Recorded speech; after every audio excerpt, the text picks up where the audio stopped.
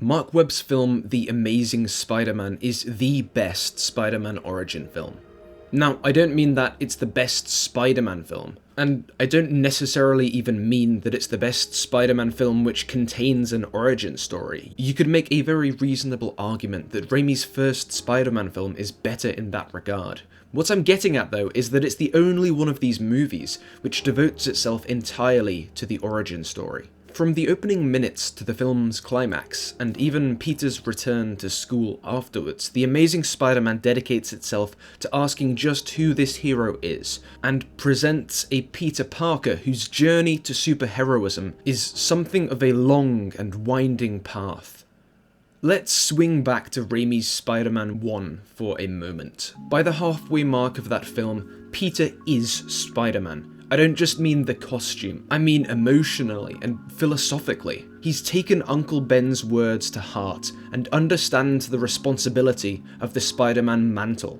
He's going out and stopping criminals before he has any personal or financial stakes in the matter. He only starts taking pictures of Spider-Man and selling them after this. So subsequently, we get all the Green Goblin stuff, and this may be a slightly controversial take, I don't think this Green Goblin is part of Spider-Man's origin.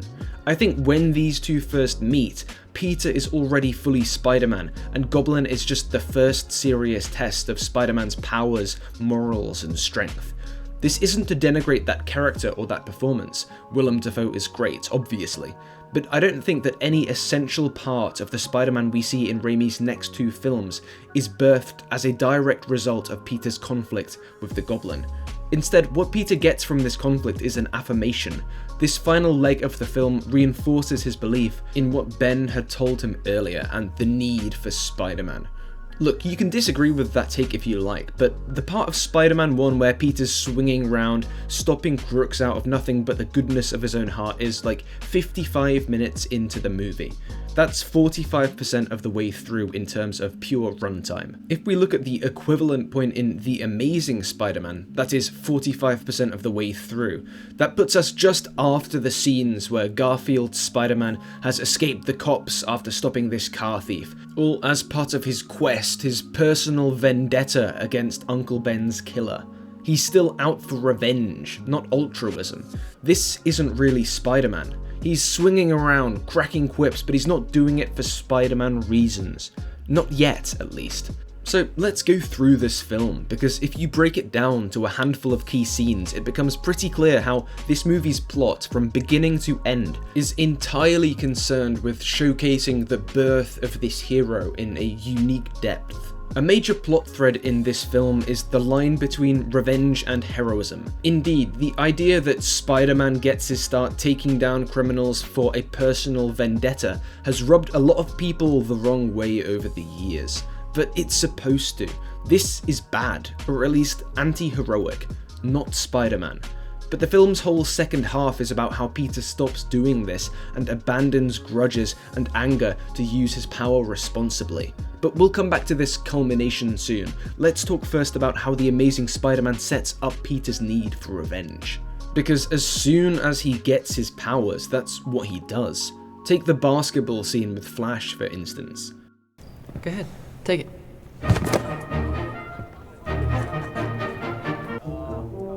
Alright, how about that?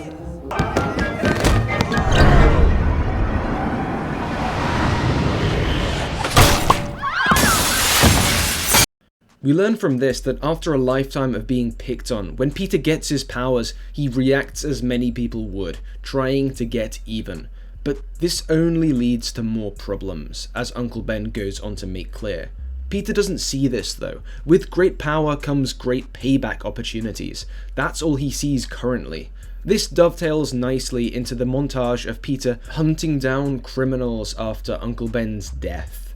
Because Peter's heard their spiel about responsibility, but he hasn't grasped it yet. He's still in the mindset of revenge.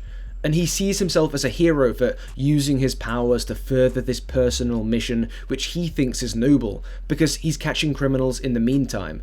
But he's not doing it for the right reasons, and he's not even really saving people. He's just unilaterally assaulting and catching criminals in a way that actually gets in the way of law enforcement. And yeah, side note, ACAB and all that, but in the world of this film, we see that Spider-Man catching the car thief is a net negative for justice, since he was a component of the police's wider investigation into a car theft ring. In this story, in this Spider-Man's arc, we have to view the police as fundamentally a force for good. It's how the story is written. So maybe the cops aren't fundamentally good in our world, but for the purposes of understanding Peter's arc in this world, that's how we have to look at it. Side note over. So this revenge-based vigilantism continues for a while. It's even the reason in this world that Spider-Man becomes hated by the police and press, and perhaps feared by some of the public. But it stops because of two key scenes, and the first of these is Peter's dinner at the Stacy house. I think he stands for what you stand for, sir. Protecting innocent people from bad guys. I stand for law and order, son. That's what I stand for, okay? I wear a badge. He's hunting down a bunch of criminals that all look the same, like he's got some sort of personal vendetta. But he's not protecting innocent people, Mr. Parker. Let's get some air, Peter. Peter disagrees fundamentally with what Captain Stacy is saying to start with. He thinks Spider-Man is a force for good. The really interesting thing about this scene is that we, the audience, feel instinctively on Peter's side, because we're Spider-Man fans. We have a lot of goodwill built up towards the character on a metatextual level, from the comics or cartoons or even the previous films, so we have a knee-jerk reaction to be on Peter's side and disagree with Captain Stacy, to view him as a meddling authority figure caught up in the red tape and bureaucracy of law enforcement. He should step back and let Spidey help people. But wait. At this point, Spidey isn't helping people, not really. He's doing all of it for purely personal reasons, a crusade of vengeance. He's not protecting people, he's targeting a specific subgroup of criminals. When you step back and get rid of your predisposed love for Spider-Man, Captain Stacy's point seems a lot more reasonable. And this is the reason Peter gets so riled up, because on some level he recognizes that Stacy's right. Spider-Man isn't a hero at this point. This is the wake-up call that Peter needs, and it shakes him. For the first time, the cogs start turning, and he starts to realize that this isn't what he should be doing to make up for Uncle Ben's death. Uncle Ben died living by his morals of responsibility. If he didn't try to take the gun, the criminal could have killed someone else. That's what ran through Ben's head, and that's why he died. And it's only after this wake-up call from Captain Stacy that Peter realizes that avenging Ben is the opposite of what he would have wanted, and the worst possible way to honor his legacy. He shouldn't be using his power for personal reasons, like this personal vendetta against Ben's killer. He should be using it to emulate Ben's morality, help people in ways only he can. But your father lived by a philosophy, a principle really, that if you could do good things for other people, you had a moral obligation to do those things. That's what's at stake here. Not choice, responsibility. And in the very next sequence of the film, we see Peter start to adjust his behavior in light of this realization. Because what we get next is the bridge sequence. This is the second of the key scenes I mentioned a minute ago, and yeah, there's some fisticuffs with the lizard, but I'm not going to get into that. The pivotal moment is this one here.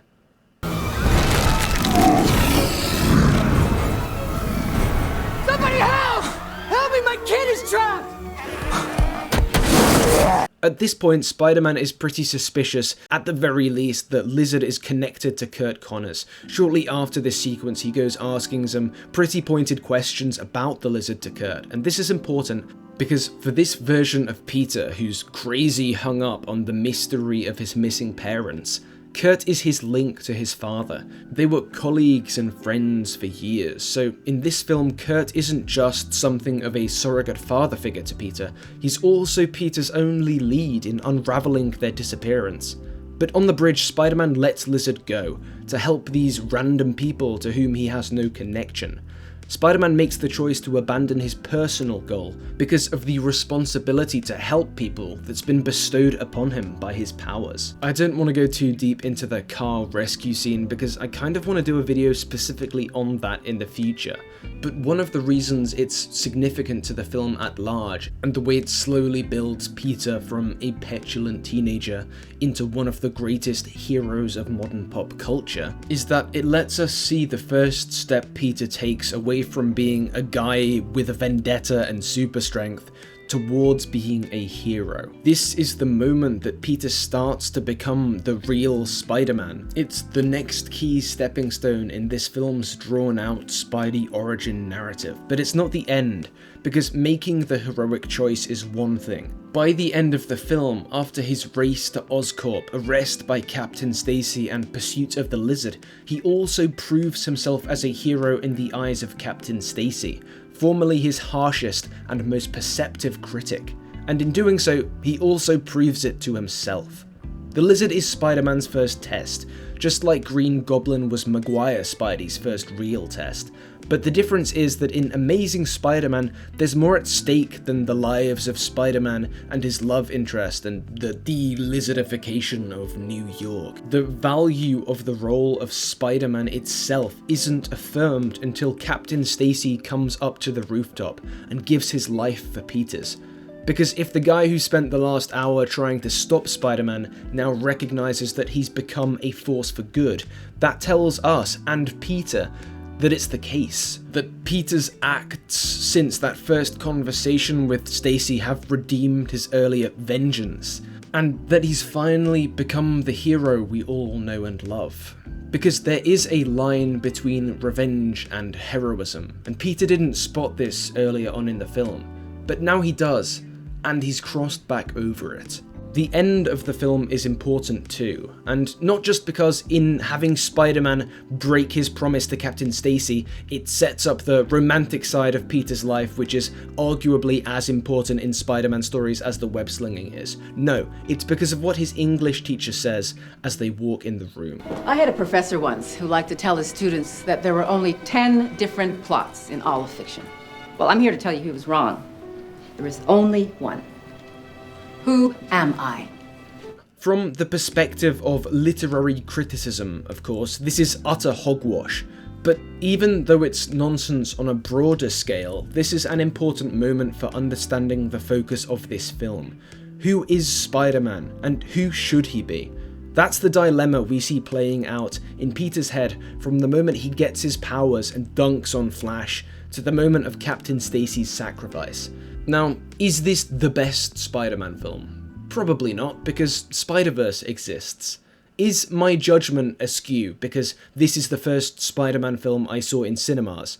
Yeah, probably. But is it a well-executed and holistic narrative which shows us beat by beat the birth of this superhero in a level of detail we've not seen before or since, grounded in the realistically flawed and moody emotions of a traumatized teenage boy? Yeah, I think so. This is, in my eyes, the only Spider-Man origin film which is dedicated wholly and entirely to the birth of this character. And I really like it. It's just a shame it never got a sequel or anything. That would probably have been great, right? Seeing more of this tightly focused narrative style, and seeing more of this Peter and Gwen both together and alive. Man, what a missed opportunity. But yeah, that's it. Like and subscribe or I'll transform myself and all of New York City into giant lizards. Don't say I didn't warn you. But yeah, thanks for watching.